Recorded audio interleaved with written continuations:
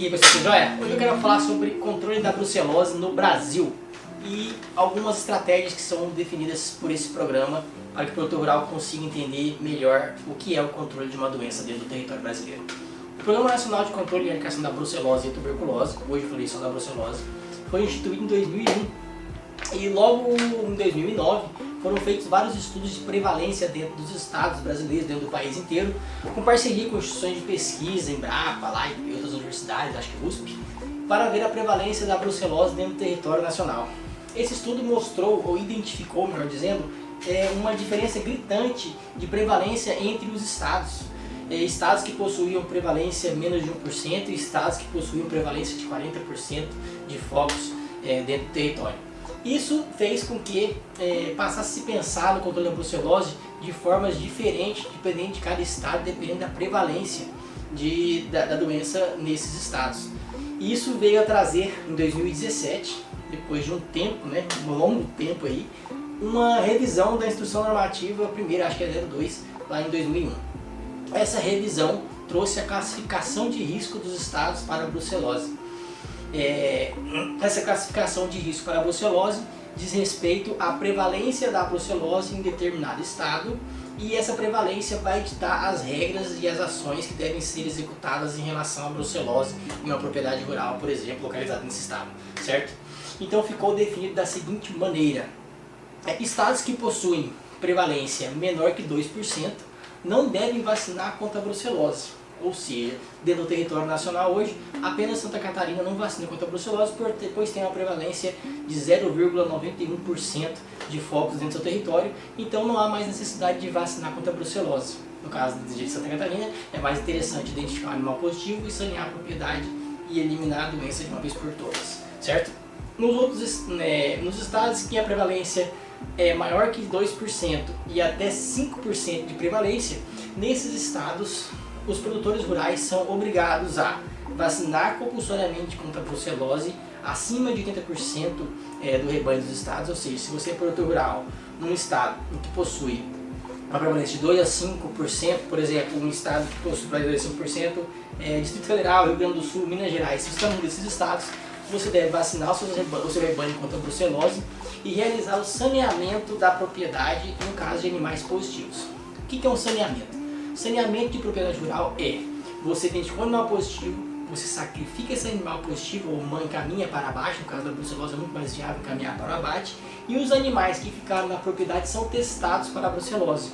Identificando animais positivos nesse teste, estes também são encaminhados para o abate, até que todos os testes nessa propriedade resultem negativo para a doença. A partir daí é considerada uma propriedade saneada para a doença brucelose nesse caso, certo? Então estados de Minas Gerais, Federal, Paraíba, Paraná, Bahia, Pernambuco estão nesse nível de classificação, que tem prevalência de 2 a 5% da doença. Nos demais estados, com mais de 5% de prevalência, o produtor rural não é obrigado a sanear sua propriedade. Ele é apenas obrigado a fazer a vacinação acima de 80% aí das bezerras dos seus estados. Então o estado de Mato Grosso, os outros demais estados que você imagina na sua cabeça, Amazonas, Acre, devem realizar acima de 80% de cobertura vacinal do rebanho de bezerras que nascem aí nesse território, certo?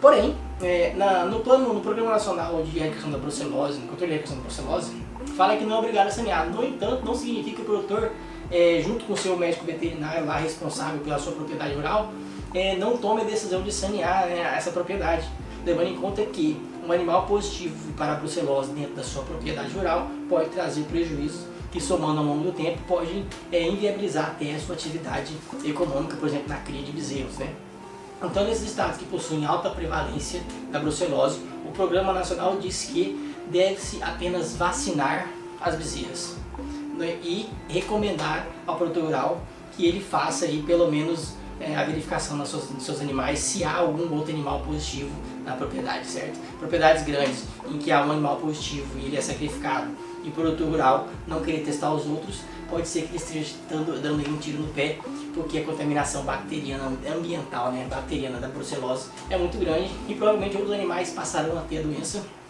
e é interessante que ele saiba se ele tem ou não essa doença no seu rebanho.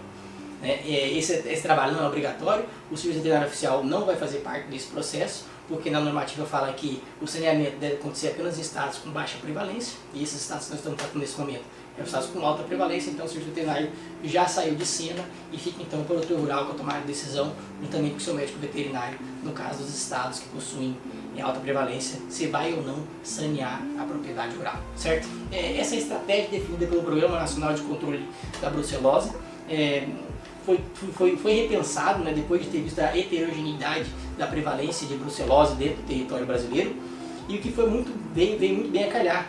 E a lista de prevalência da brucelose saiu em 2020, ou seja, 3 anos depois da publicação dessa instrução normativa número 10 de 2017, o que trouxe maior clareza na execução das ações para cada estado.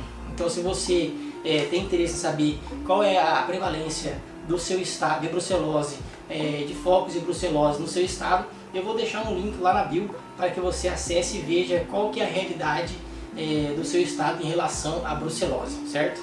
Um abraço, era isso que eu tinha para tratar nesse momento. Se você teve alguma dúvida, vou abrir uma caixa de perguntas sobre brucelose, você pode fazer essa pergunta, esse questionamento lá, que você, com todo prazer, a gente responder e ser muito breve para responder e deixar e tirar essa dúvida de você, beleza? Um abraço, a gente se encontra na próxima, fique com Deus.